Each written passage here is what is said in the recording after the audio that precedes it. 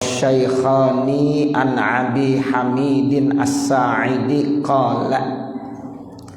Ada satu riwayat yang datangnya dari Imam Bukhari dan Imam Muslim, yang datangnya dari Abi Hamid As-Sa'idi. Beliau berkata, ista'malan Nabi sallallahu alaihi wasallam rajulan minal Azdi yuqalu lahu Ibnul Latabiyah ala shadaqati. Rasulullah sallallahu alaihi wasallam mengambil satu orang laki-laki menjadi karyawannya, ya, ista'malan Nabi. Jadi seorang laki-laki diambil menjadi karyawannya dari suku Azd. Namanya orang sebut Ibnul Lutabiyah, untuk mengambil sodakoh. Ya, biasanya sodakoh itu dulu di zaman Rasulullah memang ada petugasnya, ya, petugas yang pada ngambilin gitu. Ya, zakat sodakoh bagi orang yang ingin memberikannya itu biasanya ada petugas secara khusus. Nah, Nabi biasanya ya mengambil karyawan, digaji sama Nabi Muhammad sallallahu alaihi wasallam, ya, karena dia bekerja sebagai karyawan. Nah, seperti itu. Jadi ini pernah ada seorang laki-laki ya diangkat menjadi karyawan, ya disebut ya namanya Ibnul Lutabiyah, untuk mengambil sedekah zakat yang ada di masyarakat. Falamma qadima, maka tatkala ia datang, qala, lalu dia bilang begini, hadza lakum wa hadza uhdiya ilayya. Kata pekerjanya, ya karyawannya tuh, ya kepada Nabi bilang begini, ini ya untuk kamu dan ini adalah hadiah buat saya. Tuh, jadi Nabi agak bingung, ya padahal dia dikasih tugas untuk ngambil zakat dan sodakoh, tapi dia ngatur, ini buat kamu, ini buat saya sebagai hadiah. Nah, seperti itu. Faqaman Nabiyyu sallallahu alaihi wasallam 'alal minbari, maka Nabi Muhammad sallallahu alaihi wasallam bangun berdiri di atas mimbar. Fahamidallaha wa asna alaihi, kemudian Nabi memuji kepada Allah, ya, kemudian Nabi ya berceramah di situ. Summa qala, kemudian Nabi berkata, ma balul amili, bagaimana kondisi pekerja ini, naba'asuhu ala ba'di a'malina, kami sudah ya mengirimkannya kepada sebagian ya pekerjaan-pekerjaan kami. Fayaqulu, maka dia berkata, hadza lakum wa hadza uhdiya ilayya, ini untuk kamu dan ini untuk saya sebagai hadiah. Pahalla jalasa fi baiti ummihi, apakah dia tidak pernah duduk di dalam rumah ibunya, au baiti abihi, atau di rumah ayahnya. Fayanzuru, maka dia akan melihat, ayuhda ilaihi amla, apakah dia diberikan hadiah buatnya ataukah tidak. Fawalladzi nafsi biyadihi, maka bermula zat kekuasaanku, ya, maka bermula diriku dalam kekuasaannya. Artinya Nabi Muhammad bersumpah, fawalladzi nafsi biyadihi, maka demi ya diriku ada dalam kekuasaannya. Artinya demi Allah Subhanahu wa taala. La yakhuzu ahadun minkum syai'an, tidaklah mengambil salah seorang di antara kamu akan sesuatu, illa jaa yaumal qiyamati yahmiluhu ala raqabatihi in kana ba'iran lahu rugaun, kecuali nanti di hari kiamat maka dia akan dipikulkan di atas batang lehernya. Jika memang itu ya adalah bentuknya onta, maka dia akan bersuara. Au baqaratun lahu khuwarun, atau dalam bentuk sapi, maka dia pun akan bersuara. Au syatun laha yu'aru, ataupun dalam bentuk kambing, itu pun akan bersuara. Summa rafa yadaihi, nah kemudian Nabi Muhammad mengangkat kedua tangannya hatta ra'aina aprata ibtaihi, sehingga kami melihat bulu kedua ketiaknya. Ya, jadi kata Rasulullah, segala sesuatu yang diambil oleh seseorang, nah itu nanti di hari kiamatnya dia akan dipikulkannya di atas lehernya. Jadi semuanya akan dimintai pertanggungjawabannya di hadapan Allah Subhanahu wa taala. Nah, kemudian Rasulullah berdoa ya dengan doa qala Allahumma hal ballagtu, ya Allah apakah saya sudah sampaikan. Allahumma hal ballagtu, ya Allah apakah saya sudah menyampaikan. Wal Bazzaru an Aliyin karramallahu wajha qala. Kemudian yang selanjutnya ada hadis riwayat daripada Imam Bazzar yang datangnya dari Sayyidina Ali karramallahu wajhah.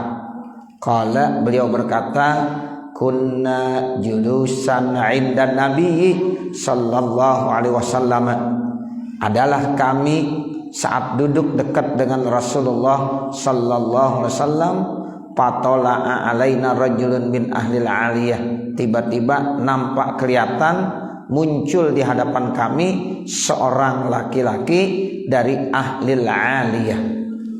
Faqala, maka laki-laki tersebut berkata, ya Rasulullah, wahai Rasulullah, akhbirni bi asyaddi syai'in fi hadzal dini, beritahukanlah kepada saya tentang sesuatu yang paling berat di dalam masalah agama ini, wa alyanihi, dan beritahukanlah kepada saya tentang sesuatu yang paling gampang dalam masalah agama ini. Ya, jadi orang laki tersebut bertanya kepada Rasulullah dua hal.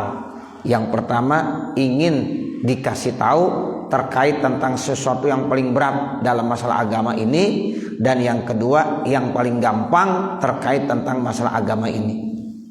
Faqala, lalu Nabi jawab, kata Nabi, al-yanuhu syahadatu an la ilaha illallah wa anna muhammadan abduhu wa rasuluh. Yang paling gampang di dalam agama yaitu mengucapkan syahadat, asyhadu an la ilaha illallah wa asyhadu anna muhammadan rasulullah. Itu yang paling gampang. Jadi dalam masalah agama yang paling gampang, yang paling mudah ya mengucapkan dua kalimat syahadat.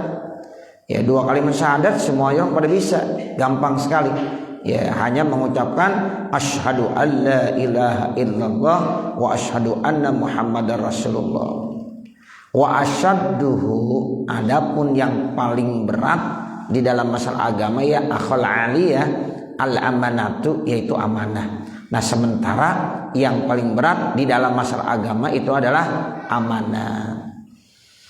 Innahu, sesungguhnya, ladina liman la amanata lahu, tidak ada agama bagi orang yang tidak memiliki amanah. Wala solata, dan tidak sempurna solatnya. Wala zakata, dan juga tidak sempurna zakatnya.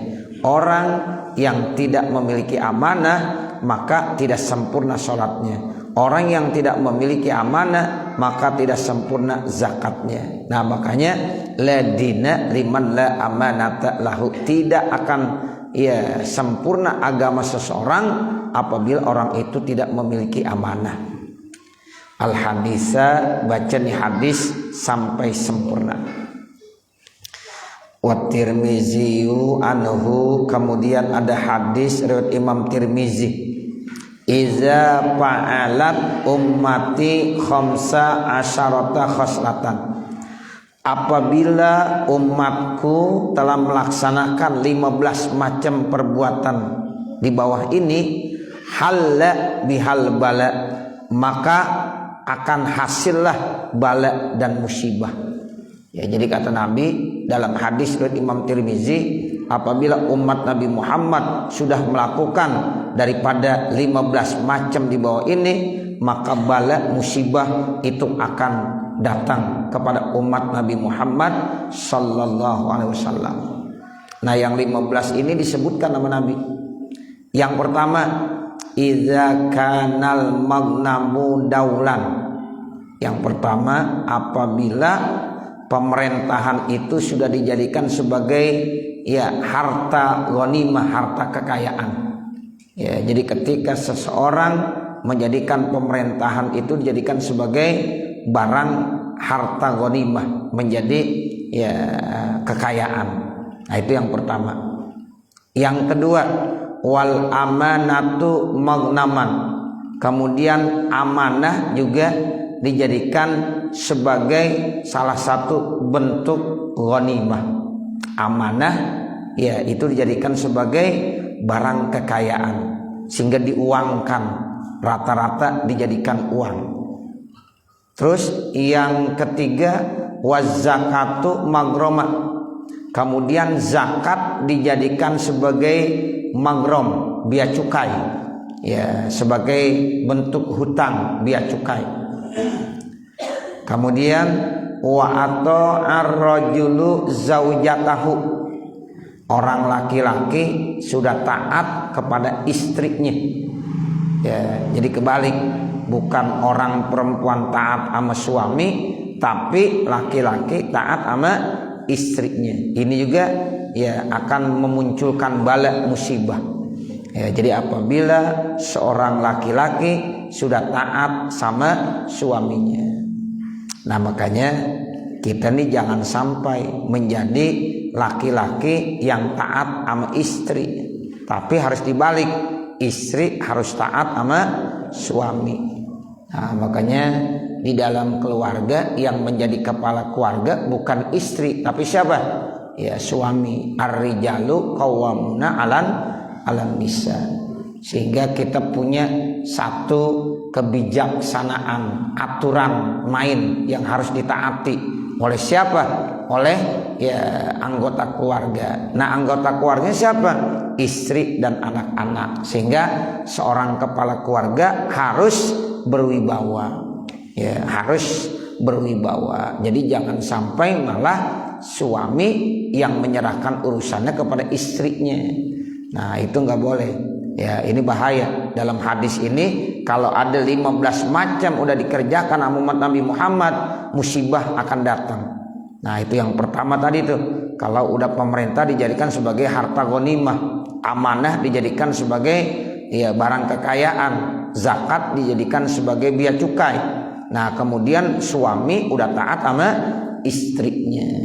Jadi nggak boleh Bapak Saudara, kita itu nggak boleh taat sama istri, bahaya masalahnya. Tapi istri yang wajib taat sama suami. Jadi kalau bapak mau pergi kemana-mana, bukan bapak yang minta izin sama istri, tapi istri kalau mau kemana-mana harus izin sama suami. Itu begitu, jangan kebalik.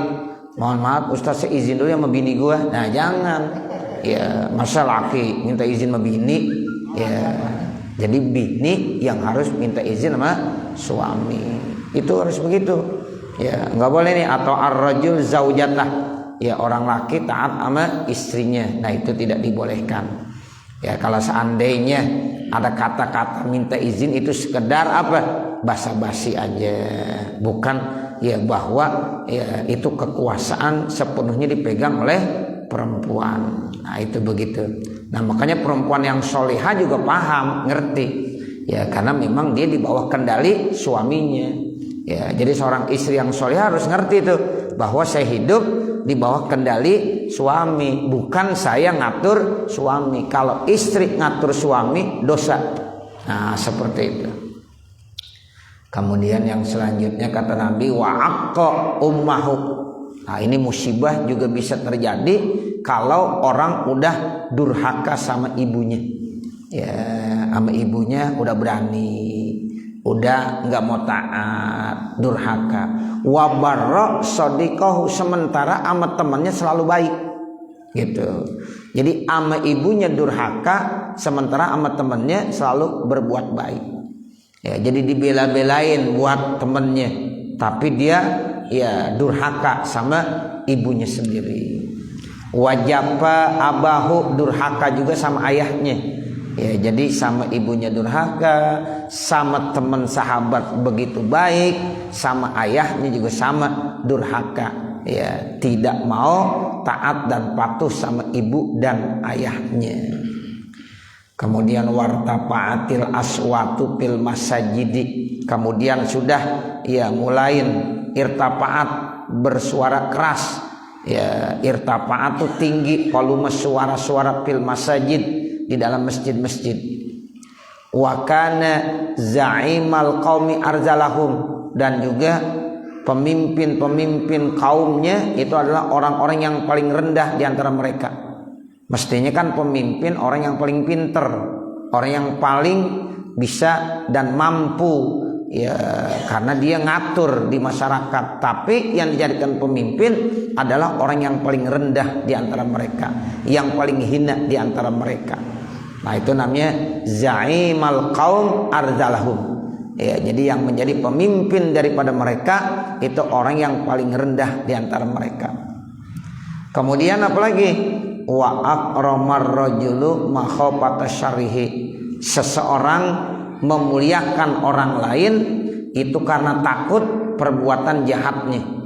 Tuh, jadi kita muliain dia, kita hormatin dia. Kenapa? Karena kejelekan dia. Ya, kalau nggak dihormatin ngamuk dia. Ya, karena dia punya akhlak yang tidak bagus.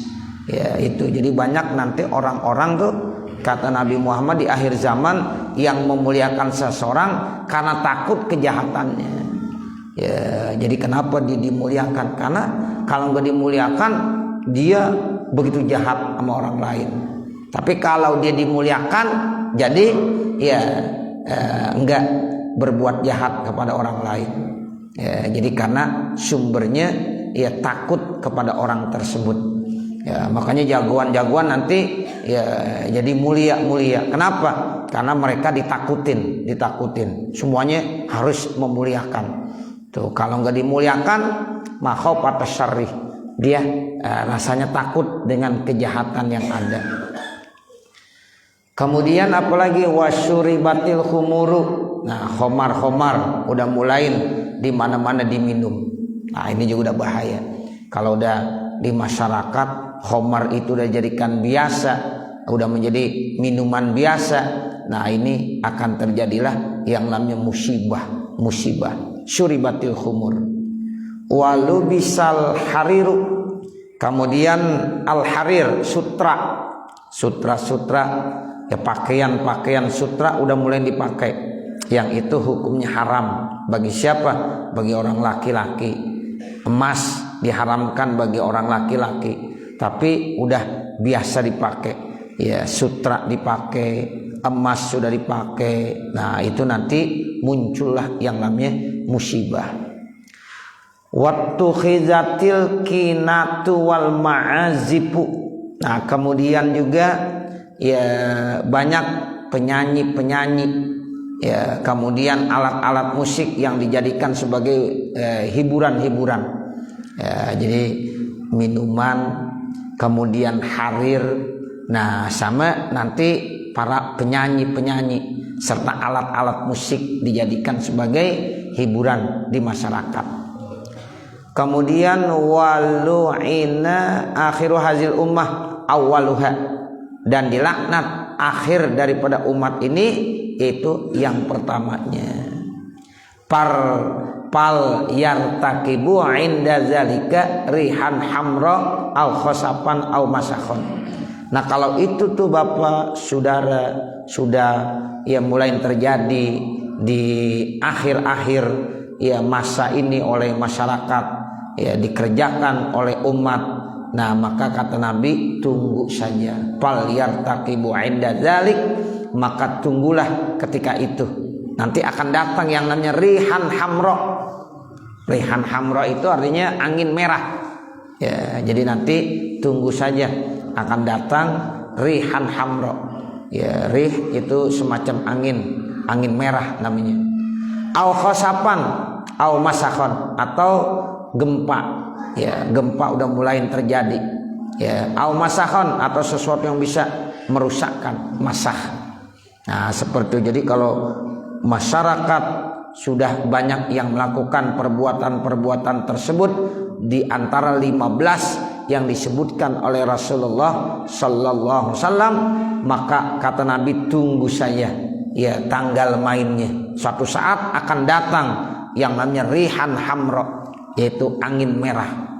Nah, kemudian nanti akan terjadi yang namanya gempa, ya akan terjadi juga yang namanya kerusakan di permukaan bumi ini.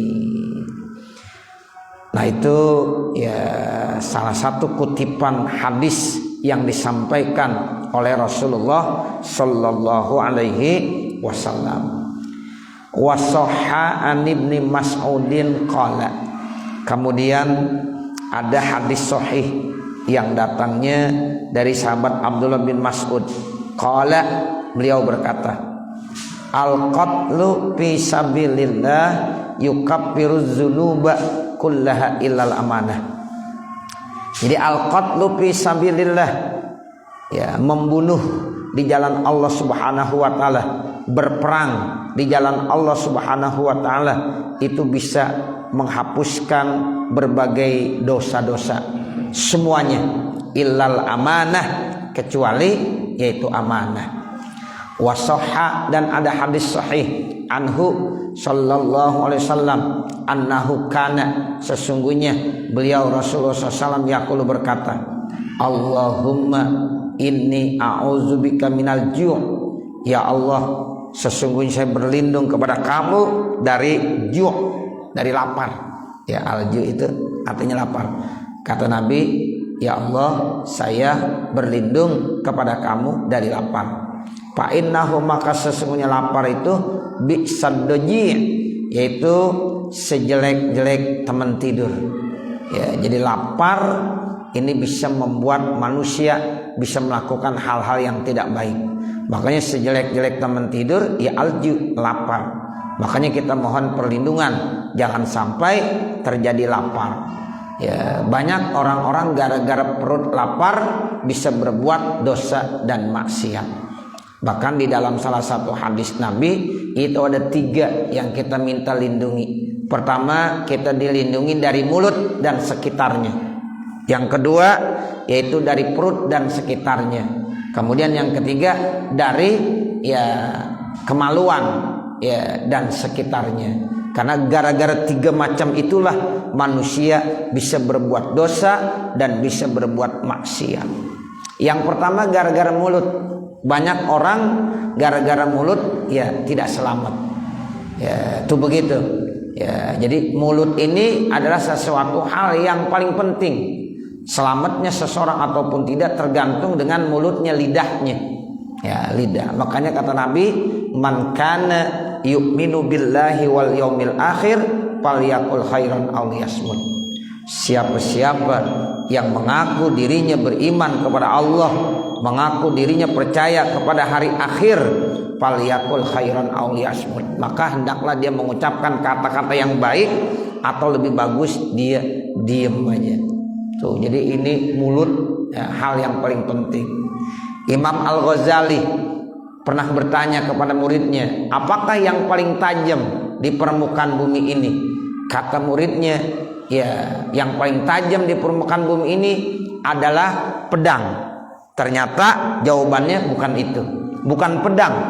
Ternyata yang paling tajam di permukaan bumi ini adalah ya lidah manusia, mulut manusia. Jadi mulut, lidah itu lebih tajam kebanding daripada pedang. Nah, kemudian yang kedua, perut nih, perut. Banyak orang melakukan perbuatan dosa maksiat gara-gara perut. Ya, perut lapar. Orang berani melakukan tindakan apa saja itu gara-gara ngurusin perut. Tuh, makanya pantas kata Nabi, Allahumma inni a'udzubika minal ju' fa innahu bi'saddoji'. Tuh, jadi gara-gara perut orang bisa berbuat apa saja, orang bisa nekat untuk berbuat apa saja. Nah, makanya kita minta perlindungan jangan sampai gara-gara perut ini kita melakukan perbuatan dosa dan maksiat. Nah, yang terakhir ya itu kemaluan, ya parji. Banyak orang berbuat dosa gara-gara parji. Apa? Melakukan perbuatan zina. Ya, ada orang berzina itu gara-gara ya enggak mampu menjaga farjinya, enggak mampu menjaga kehormatannya. Jadi kalau 3 ini Pak Saudara, kita udah bisa ya menjaganya, alokasi yaitu bentuk keselamatan kepada kita, insya Allah kita akan selamat. Ya, jadi manusia itu melakukan kesalahan perbuatan dosa dan maksiat di muka bumi itu gara-gara cuma 3. Udah 3 doang, nggak ada yang lebih, gara-gara 3. Ya, bisa karena mulut, bisa karena perut, bisa karena kemaluan. Tapi kalau kita bisa jaga 3-3-nya, insya Allah kita akan diberikan keselamatan. Makanya Nabi berdoa, Allahumma inni a'udzubika minal ju'i. Nah begitu. Ya Allah, sesungguhnya saya mohon perlindungan kepada kamu dari lapar. Nah yang kedua, wa a'udzubika minal khiyanah. Tuh, dan saya juga berlindung kepada engkau dari khianat. Jangan sampai berkhianat. Fa innaha, maka khianat bisatil bitonah, itu merupakan hati yang paling jahat. Ya, jadi khianat itu merupakan salah satu bentuk ya kejahatan yang ada dalam hati. Ya, sehingga Nabi berlindung kepada Allah Subhanahu wa taala. Dan nanti baru babul wasiyati, bab terkait tentang wasiat. Mudah-mudahan Bapak Saudara, apa yang kita baca pada kesempatan malam hari ini ada manfaatnya, khususnya untuk pribadi saya dan mudah-mudahan juga untuk para hadirin jamaah sekalian. Akhirnya manakala di sana sini terdapat kesalahan dan kekurangan, saya mohon dibukakan pintu maaf yang sebesar-besarnya. Wa mal kamal illa lillah, tidak ada yang sempurna kecuali hanya Allah Subhanahu wa taala. Wa sallallahu ala sayyidina Muhammadin wa ala alihi wa sahbihi wa sallam. Walhamdulillahi rabbil alamin. Al-Fatihah. A'udzu billahi minasyaitonir rajim. Bismillahirrahmanirrahim. Alhamdulillahi rabbil alamin. Ar-Rahmanir Rahim. Maliki yaumiddin. Iyyaka na'budu wa iyyaka nasta'in. Ihdinas siratal mustaqim. Siratal ladzina an'amta 'alaihim ghairil maghdubi 'alaihim waladdallin. Rabbighfirli wa liwalidayya amin. Astaghfirullahalazim. Astaghfirullahalazim. Bismillahirrahmanirrahim. Alhamdulillahi rabbil alamin. Hamdan yuwaffi ni'amahu wa yukafi mazidah. Ya Rabbana lakal hamdu wa lakas syukru kama yanbaghi li jalali wajhikal karim wa li'azimi sultanik. Allahumma salli ala sayyidina Muhammad wa ala ali sayyidina Muhammad. Allahumma salli ala sayyidina Muhammad wa ala ali sayyidina Muhammad. Allahumma inna nas'aluka ridhaka wal jannah wa na'udzubika min sakhatika wan nar. Allahumma shrah lana sudurana wa yassir lana umurana warham amwatana washfi mardana waqdi hawaijana wahtim bisolihati a'malana birahmatika ya arhamar rahimin. Rabbana zalamna anfusana wa illam taghfir lana wa tarhamna lanakunanna minal khasirin. Rabbana atina fid dunya hasanah wa fil akhirati hasanah wa qina adzabannar. Wa sallallahu ala sayyidina Muhammadin wa ala alihi wa sahbihi wa sallam. Walhamdulillahi rabbil alamin. Wassalamualaikum warahmatullahi wabarakatuh.